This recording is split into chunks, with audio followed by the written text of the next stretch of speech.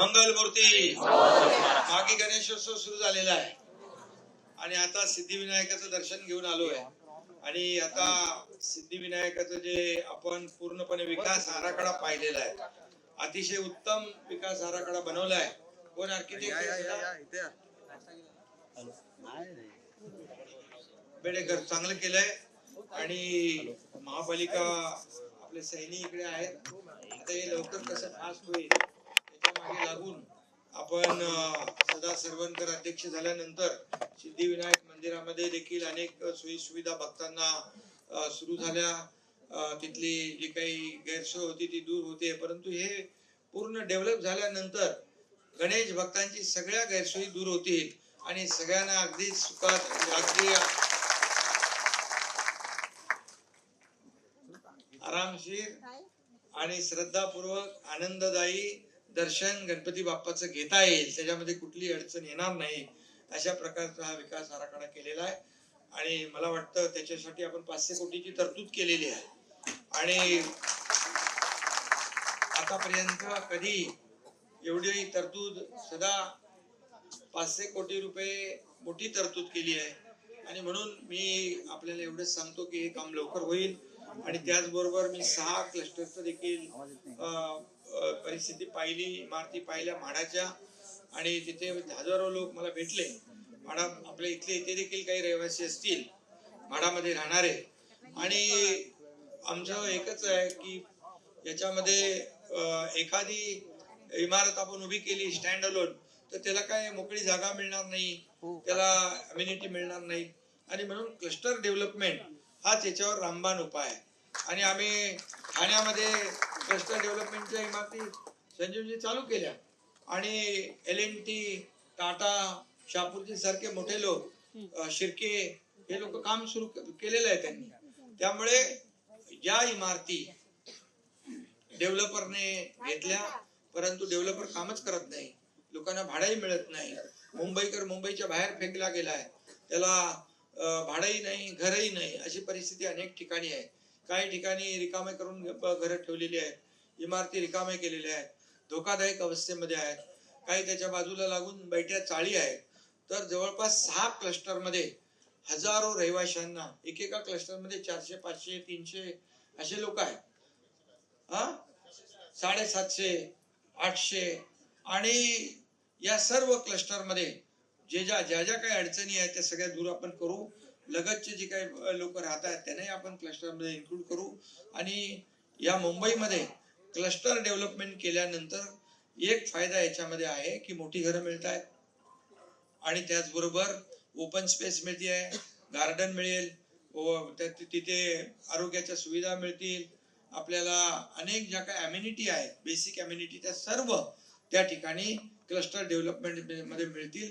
कारण एक आपण इमारत उभी करायला गेलो तर मग त्या सगळ्या अम्युनिटी आपल्याला घेता येत नाही, मिळणारही नाहीत, शक्यही नाही. आणि म्हणून क्लस्टरला जो आम्ही जन्म दिला आणि क्लस्टर डेव्हलपमेंट ही योजना आम्ही सुरू करण्यामागे एवढंच आहे की समूह विकास एकत्र येऊन 6000 स्क्वेअर मीटर म्हणजे जवळपास 60,000 स्क्वेअर फूट झाला. 6, 7, 8 असा आहे ना तुमचा क्लस्टर, त्यामुळे 4000 फूट पासून पुढं. त्यामुळे म्हाडाच्या इमारती आहेत, त्याचबरोबर SRA चे अधिकारी पण इकडे आहेत. SRA चे देखील मी सांगतो, आज तर म्हाडाचा आपण सर्वे केला आहे, परंतु SRA चे प्रकल्प रखडलेले जे आहेत ते देखील आपल्याला मार्गी लावायचे आहेत. आणि त्यासाठी आम्ही आता एक निर्णय असा घेतलेला आहे की म्हाडा आणि SRA तर आहेच, परंतु त्याच्यामध्ये MMRDA, CIDCO, MSRDC, MIDC, BMC, Mahapreet या सर्व गव्हर्नमेंटच्या एजन्सीज आहेत. या सर्व गव्हर्नमेंटच्या आपल्या एक भाग आहे. आणि म्हणून या ठिकाणी आपल्याला जे काही डेव्हलपर सोडून गेल्यानंतर तिथे लोकांची परिस्थिती वाईट आहे. आता मी एकच सांगतो, चेंबूरचा आपला कुठलं ते आंबेडकर रमाबाई नगर, 17,000 घरांचं आपण SRA करतोय तो आपण त्याला आपण जवळपास SRA आणि MMRDA मिळून करते. ठाण्यामध्ये देखील महापालिका आणि सिडको मिळून करते. त्यामुळे ही कामं भराभर सुरू होतील आणि जे डेव्हलपर सोडून गेलेत त्यांना देखील आपण निष्कासित करण्याचा निर्णय घेतलेला आहे, त्यांना देखील काढून टाकण्याचा निर्णय शेवटी आम्हाला लोकांशी लेणं देणं आहे, सर्वसामान्य माणसाशी आम्हाला देणं घेणं आहे. सर्वसामान्य माणसाची नाळ आपल्याशी जुळलेली आहे. म्हणून हे सर्वसामान्यांचं सरकार आम्ही गेल्या 2.5 वर्षामध्ये याच्यावर खूप स्टडी केलेला आहे.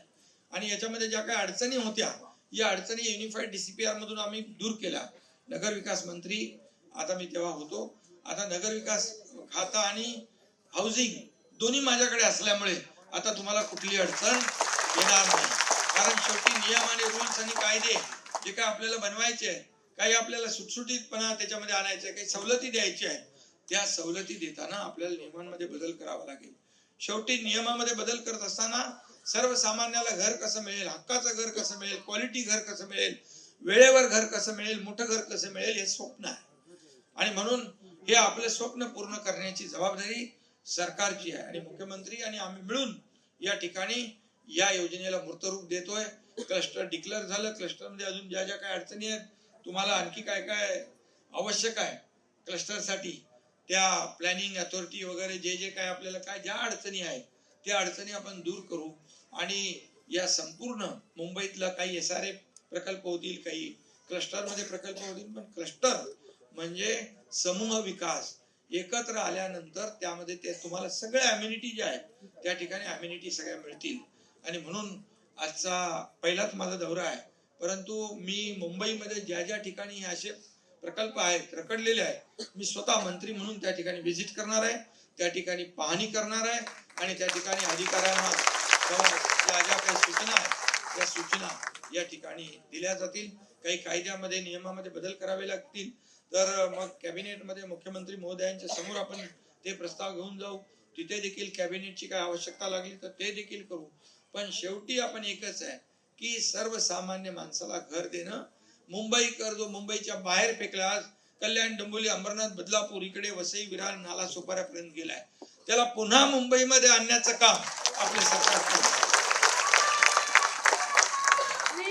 आणि भाडाचं आपण नवीन धोरण देखील आपण राबवतो, सुधारित. त्याचा देखील एक हे तयार झालेला आहे, मसुदा तयार झालेला आहे. आणि त्यामध्ये देखील आणखी काय बदल करायचे ते आपण करू. आणि त्यामध्ये देखील आज आपण परवडणारी घरं, परवडणारी भाड्याची घरं, त्याचबरोबर जे आपल्या बहिणी जे काम करतात, वर्किंग वुमन जे आहेत, त्यांना देखील त्याच्यामध्ये घरं, त्याचबरोबर सिनियर सिटीजन साठी देखील घरं आपण त्याच्यामध्ये ठेवतोय. स्टुडंट हॉस्टेल साठी देखील त्याच्यामध्ये आपण घरं ठेवतोय. मिल कामगार, अरे बिचारे मिल कामगार लोक खरा मुंबईकर, तो अजून रखडलाय, त्याला आम्ही घर याच्यामध्ये देणार आहोत. आणि त्याचबरोबर पोलिसांची घरं असतील, डबेवाले जे आहेत त्यांना आम्ही घरं देणार आहोत. हे सर्वसामान्यांचं सरकार आहे. आणि त्यामुळे तुमच्या ज्या इमारती आहेत आता धोकादायक झाल्यात, कमजोर झाल्यात, त्यांचं रिडेव्हलपमेंट एवढ्या चांगल्या पद्धतीने, चांगल्या क्वालिटीचं, मोठे चांगले L&T, शापूरजी, आणखी कोण कोण आहेत तुमच्याकडे, टाटा, गोदरेज, अनेक लोक जे आहेत, हे सगळे जे आहेत एक चांगलं ग्लोबल टेंडर काढून याच्यामध्ये जेवढे लोक चांगले येतील, कारण आपल्याला शेवटी क्वालिटी, आणि सर्व अधिकाऱ्यांना माझी सूचना आहे, क्वालिटीला महत्व देणं गरजेचं आहे. क्वालिटीमध्ये कुठलाही कॉम्प्रोमाइज होता कामा नये. नाही तर बिल्डिंग बांधली, आता पूर्वीच्या म्हाडाच्या बिल्डिंगचा अनुभव चांगला नाहीये, लिकेज होणं, हे होणं, ते होणं, हे सगळं सुरू आहे. आता इथं नो लिकेज, लिकेजचा विषय राहता कामा नये.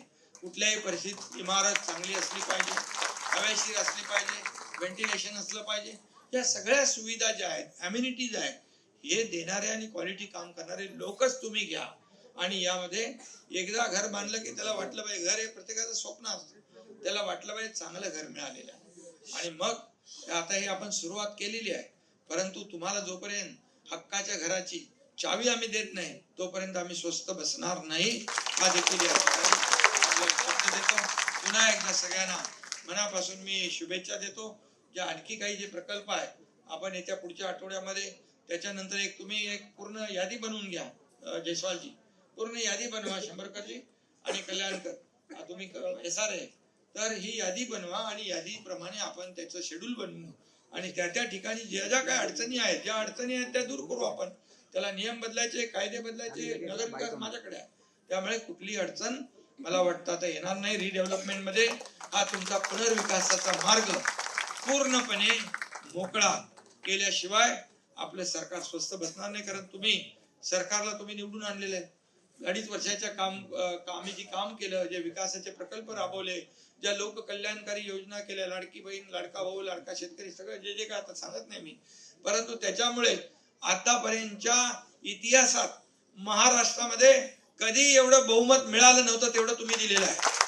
त्यामुळे आता तुम्हाला देणं ही आमची जबाबदारी आहे. तुम्ही आम्हाला दिलंय, आता आम्ही तुमची परतफेड करणार. आणि म्हणून तुम्हाला घराच्या माध्यमातून आपल्याला मी शब्द देतो की अरे बाबा, घर होऊ दे, बिल्डिंग होऊ दे, सगळे आपले प्रकल्प मार्गी लागू दे, मग जिंदाबाद जिंदाबाद सगळं. आता पहिलं आपल्या लोकांना घर देणं हा आपलं पहिलं प्राधान्य आहे. म्हणून सगळ्यांना मनापासून खूप खूप धन्यवाद देतो. आणि वेळोवेळी काही अडचणी असल्या तर तुम्ही सूचना करत जा, पत्र देत जा, त्या अडचणी आपण दूर करू. जय हिंद, जय महाराष्ट्र.